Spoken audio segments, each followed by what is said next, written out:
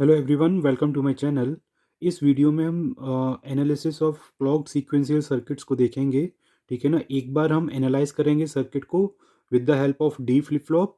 एक बार in the next question हम analyse करेंगे यूजिंग जे के फ्लिप फ्लॉप। ठीक है, तो दो न्यूमेरिकल सॉल्व करेंगे। तो देखिए, पहले न्यूमेरिकल में क्या दिया हुआ है, आपको एनालाइज करना है सर्किट को। ठीक है ना, जिसके लिए इनपुट इक्वेशन गिवन है आपको, D equals to A XOR X XOR Y. यहाँ पे ये एक्स और वाई क्या हैं, दो इनपुट हैं सर्किट्स में। ठीक है ना। अब इसको एनालिसिस में करना क्या है आपको, ये तो देखिए क्वेश्चन में गिवन है। ठीक है, जैसे आपको लॉजिक डायग्राम ड्रॉ करना है, state table and state diagram आपको ड्रॉ करना है।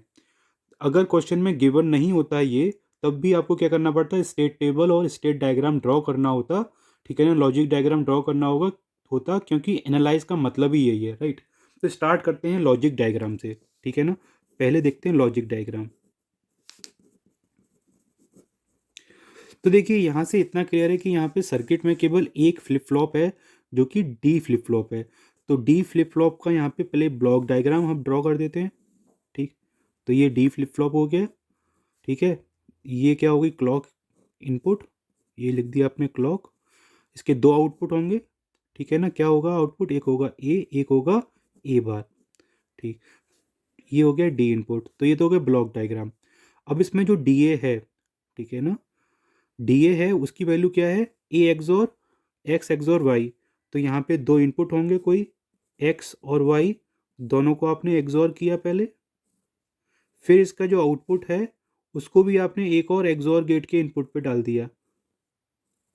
ठीक, दूसरा इनपुट क्या होगा इस एक्सोर गेट का, ए। तो ए आपको यहाँ से मिल जाएगा। ठीक है, तो यहाँ पे कुल मिला के क्या मिलेगा आपको, ए एक्सोर एक्स एक्सोर वाई। ठीक है, जो क्या है डी ए, तो इसको आप ए डी ए से कनेक्ट कर दोगे। ठीक, तो ये तो हो गया सर्किट, लॉजिक सर्किट डायग्राम। ठीक, अब इसके बाद देखते हैं स्टेट टेबल। दूसरा हम देखते हैं क्या, स्टेट टेबल। अब स्टेट टेबल में मैंने बताया था इसमें चार कॉलम होते हैं, लेकिन क्योंकि देखिए यहाँ पे क्या क्या दिया है, यहाँ प्रेजेंट स्टेट दी हुई है। ठीक है, तो पहले आप लिखिए प्रेजेंट स्टेट। ठीक, देन उसके बाद इनपुट, और फिर उसके बाद नेक्स्ट स्टेट। अब क्योंकि यहाँ पे कोई एक्सटर्नल आउटपुट नहीं है, तो आउटपुट वाला कॉलम नहीं होगा, राइट। ये तीन कॉलम ही होंगे। प्रेजेंट स्टेट में क्योंकि एक फ्लिप फ्लॉप है, तो एक वेरिएबल है यहाँ पे ए, तो यहाँ पे लिख लेंगे ए। लेकिन इनपुट्स कितने हैं, दो, तो यहाँ लिख देंगे एक्स वाई। नेक्स्ट स्टेट क्या हो जाएगी, ए प्लस। ठीक,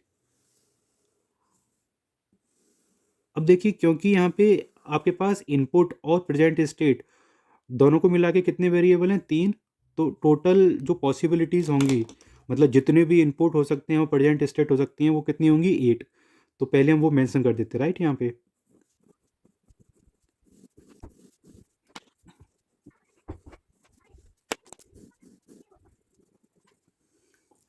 तो देखिए, इसकी जो नेक्स्ट स्टेट होगी सर्किट की, ठीक है, ए प्लस, वो क्या होगी, डी ए। ठीक है, और डी ए क्या है, A XOR Y XOR X XOR Y. ठीक है ना, तो यहाँ पे तीनों बिट्स का हमें एक्सोर करना है। ठीक है, तो एक्सोर के लिए आपको पता है क्या, कि जीरो जीरो जीरो का एक्सोर करेंगे तो जीरो मिलेगा, जीरो जीरो का एक्सोर करेंगे जीरो, उसके बाद एक्सोर करेंगे वन का तो वन मिलेगा। जहाँ पे भी ऑड नंबर ऑफ वंस हैं वहाँ वन मिलेगा, जहाँ इवन नंबर ऑफ वंस होते हैं वहाँ पे ज़ीरो मिलेगा, सिंपल। तो odd number of ones one, even number क्या है, दो वन है तो जीरो। ठीक है, फिर यहाँ पे odd number of one one, even number zero, one one का एक्सोर करेंगे तो जीरो मिलता है, और जीरो एक्सोर विद जीरो तो जीरो। ठीक है, यहाँ पे ऑड नंबर ऑफ वन है तो वन। तो ये तो होगी नेक्स्ट स्टेट। ठीक, तो इस तरीके से स्टेट टेबल हम यहाँ पे इम्प्लीमेंट कर सकते हैं, राइट। अब देखिए थर्ड पार्ट, स्टेट डायग्राम।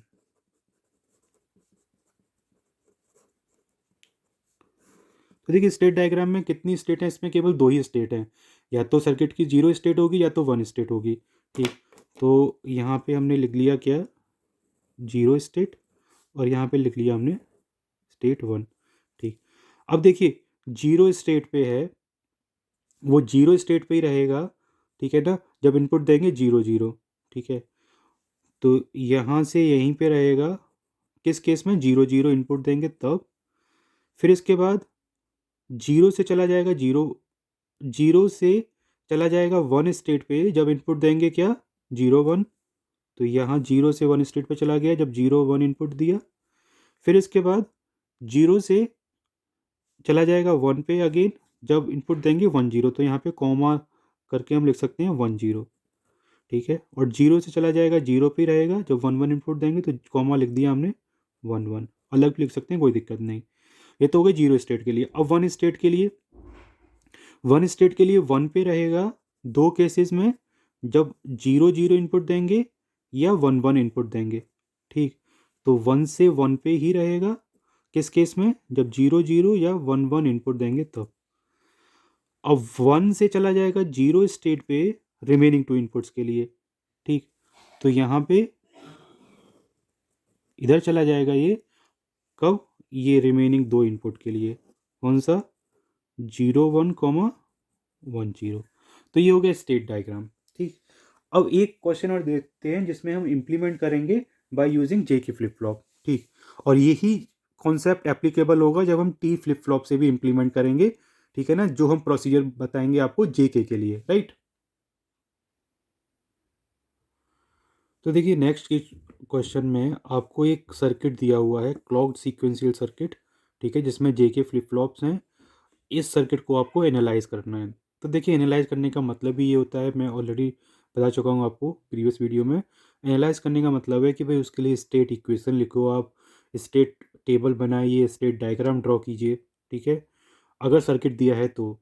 अगर स्टेट इक्वेशन दी हुई है तो उससे डायग्राम ड्रॉ कर लीजिए आप, लॉजिक डायग्राम, स्टेट टेबल बनाइए, स्टेट डायग्राम ड्रॉ कीजिए, ठीक है। तो यहाँ पे स्टेप नंबर 1 में पहले फाइंड कर लेते हैं स्टेट इक्वेशन, ठीक है। तो स्टेट इक्वेशन में क्या है, आपको जो भी इनपुट्स हैं फ्लिप फ्लॉप के उनको आपको फाइंड करना होता है, राइट, इस सर्किट की हेल्प से। तो देखिए यहाँ पे क्योंकि दो फ्लिप फ्लॉप हैं, एक ए बोल दिया आपने, एक को बी बोल दिया, ये ए फ्लिप फ्लॉप ये बी फ्लिप फ्लॉप। तो यहाँ पे जे और के को आपने जे ए के ए बोल दिया सपोज, ठीक है, क्योंकि ए है। यहाँ पे जे बी और के बी बोल दिया, ये अपनी तरफ से लिख लिया, राइट। तो यहाँ पे आपको बेसिकली अभी फाइंड करना है क्या, जे ए, ठीक है, के ए की वैल्यू क्या है। फिर आपको फाइंड करनी है क्या, जे बी और के बी की वैल्यू क्या है, ठीक। यहाँ पे आपको जे बी और के बी की वैल्यू फाइंड करनी है। कैसे फाइंड करेंगे, देखिए सर्किट से। तो देखिए जे ए की वैल्यू क्या है, ये लाइन कहाँ से आ रही है, डायरेक्टली ये कनेक्ट हो रही है बी से, ठीक है। तो यहाँ पे लिख लीजिए आप बी। के ए की वैल्यू क्या है, के ए की वैल्यू जो है वो डिपेंड करेगी इस एंड गेट के आउटपुट पे। इस एंड गेट का आउटपुट क्या होगा, यहाँ से क्या मिल रहा है इसको एक्स बार, तो यहाँ पे लिख लिया आपने एक्स बार, और साथ में क्या आ रहा है बी, तो बी डॉट एक्स बार, बी डॉट एक्स बार या एक्स बार डॉट बी, ठीक। अच्छा अब जे बी देखो ये कहाँ से, तो डायरेक्टली मिल रहा है आपको, कहाँ से, एक्स बार से कनेक्ट हो रहा है, ये एक्स है तो ये क्या होगा एक्स बार, तो यहाँ पे क्या आ रहा है एक्स बार।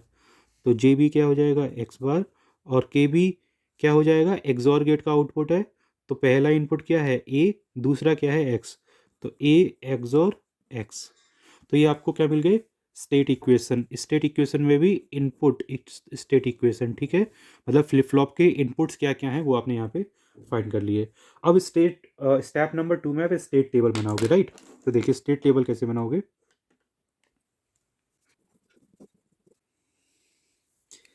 तो देखिए स्टेट टेबल में क्या क्या होता है, जनरली 4 कॉलम होते हैं, ठीक है ना, लेकिन यहाँ पे आउटपुट नहीं तो 3 होने चाहिए, लेकिन फिर भी हम यहाँ पे 4 लिखेंगे, क्यों, क्योंकि देखिए हमें जो नेक्स्ट स्टेट है, नेक्स्ट स्टेट पता करने के लिए आपको फ्लिप फ्लॉप के इनपुट्स को पहले लिखना होगा, ठीक। तो देखिए यहाँ लिख लेते हैं पहले प्रेजेंट स्टेट,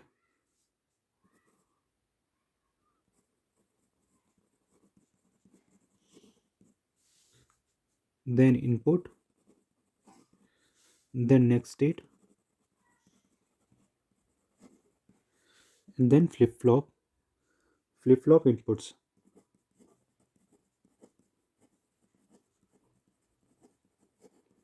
देखिए ये वाला जो कॉलम है ये हम इसलिए लिख रहे हैं ताकि इसकी हेल्प से हम नेक्स्ट स्टेट को लिख पाएंगे, ठीक है ना।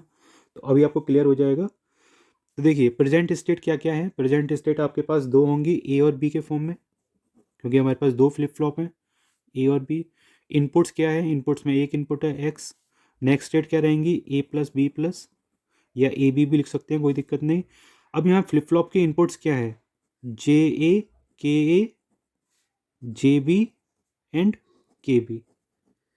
ठीक, अच्छा। अब इसको हम थोड़ा कंप्लीट कर लेते हैं, complete in the form, in the sense कि ए बी और एक्स ये तीन वेरिएबल हैं आपके पास, तो इनके टोटल 8 कॉम्बिनेशंस बनेंगे, क्योंकि तीन वेरिएबल हैं, 0 0 0 से लेके 1 1 1 तक। ठीक है, हम स्टेट टेबल में एनालाइज करते हैं कि हर एक पॉसिबल प्रेजेंट स्टेट के लिए अगर हम कोई इनपुट दें तो भाई नेक्स्ट स्टेट क्या होगी। ठीक, तो अभी हम इससे पहले कंप्लीट कर लेते हैं, राइट।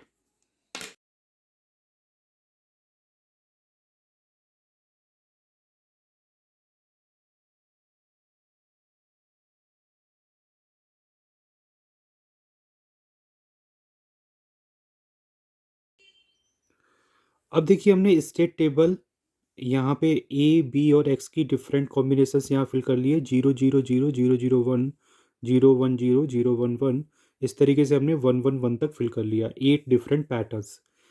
अब देखिए हम इन स्टेट इक्वेशंस या इनपुट इक्वेशंस का यूज़ करके पहले फ्लिप फ्लॉप इनपुट्स को फिल करेंगे, राइट। तो देखिए जे ए क्या है, बी, तो जो बी की वैल्यू होगी यहाँ पे, बी की वैल्यू ये है, ठीक है ना, ये पूरा कॉलम एज इट इज़ यहाँ से कॉपी कर देंगे कहाँ पे, जे ए पे।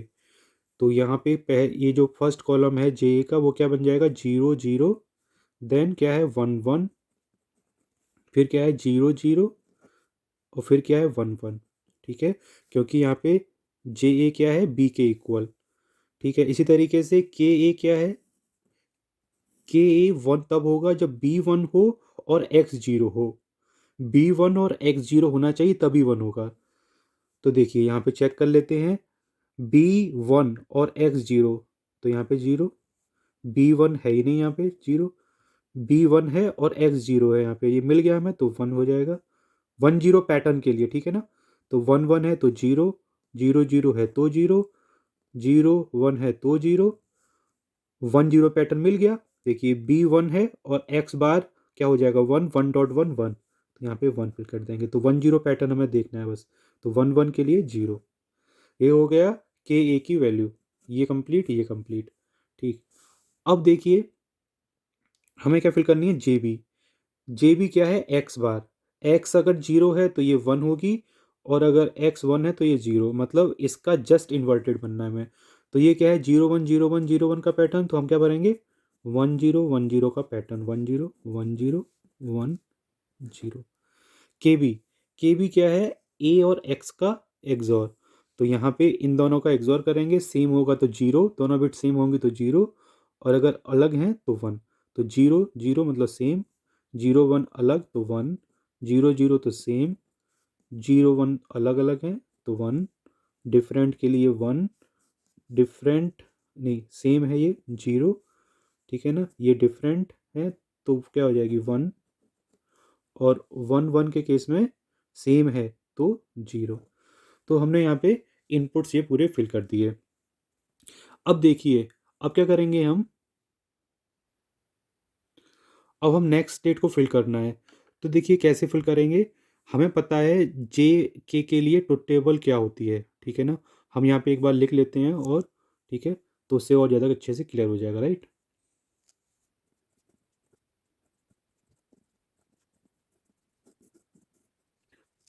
तो देखिए जे के लिए हम पता है, जब 0 0 हम इनपुट देंगे तो नेक्स्ट स्टेट जो क्यू एन प्लस वन होती है वो प्रेजेंट स्टेट की इक्वल होती है, 0 1 के केस में 0, 1 0 के केस में सेट मतलब 1, और 1 1 के केस में टॉगल कंडीशन, मतलब कि प्रेजेंट स्टेट अगर 0 है तो 1 हो जाएगी, 1 है तो 0। अब हम ए फ्लिप फ्लॉप के बारे में बात करते हैं, ठीक है। तो ए फ्लिप फ्लॉप में हमें ये वाला कॉलम हमें यूज़ करना होगा, ये वाला कॉलम, ठीक है। तो इसकी हेल्प से और जे ए के ए की हेल्प से हम ए प्लस या ए की नेक्स्ट स्टेट बता सकते हैं। तो देखिए पहले 0 0 कॉम्बिनेशन देखते हैं, 0 0 में क्या है, जो नेक्स्ट स्टेट है वो प्रेजेंट स्टेट रहेगी, ठीक है।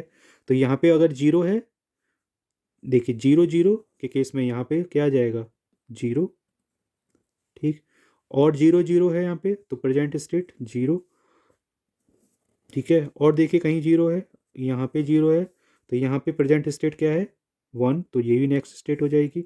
0 0 एक और मिल गया आपको, तो यहाँ पे 1, ठीक है। इस तरीके से कंप्लीट हो गया। अब कौन सी स्टेट है, 1 1 1 1 देख लिए। 1 1 में क्या हो रहा है, टॉगल कंडीशन आ रही है, प्रेजेंट स्टेट का जस्ट कॉम्प्लीमेंट करके लिख देंगे। तो ये 1 1 है, 1 1 के केस में 0 है प्रेजेंट स्टेट, तो नेक्स्ट स्टेट 1 हो जाएगी। और कोई 1 1 है, देखिए एक ये 1 1 है, तो यहाँ पे अगर 1 है प्रेजेंट स्टेट, नेक्स्ट स्टेट 0 हो जाएगी बस। अब इसके बाद 1 0, 1 0 के केस में क्या हो रहा है, देखिए 1 0 अगर इनपुट है तो नेक्स्ट स्टेट क्या हो जा रही है, 1। तो 1 0 के केस में 1, ये कवर हो गई। 1 0 के केस में 1, तो ये पूरा कॉलम हमने यहाँ पे फिल कर दिया है। इसी तरीके से बी प्लस के लिए हम ये वाला कॉलम यूज़ करेंगे, ठीक है। ये क्या होगी, प्रेजेंट स्टेट, हमें नेक्स्ट स्टेट बतानी है, ठीक है। और ये वाला हम जे बी के बी की वैल्यूज़ यूज़ करेंगे।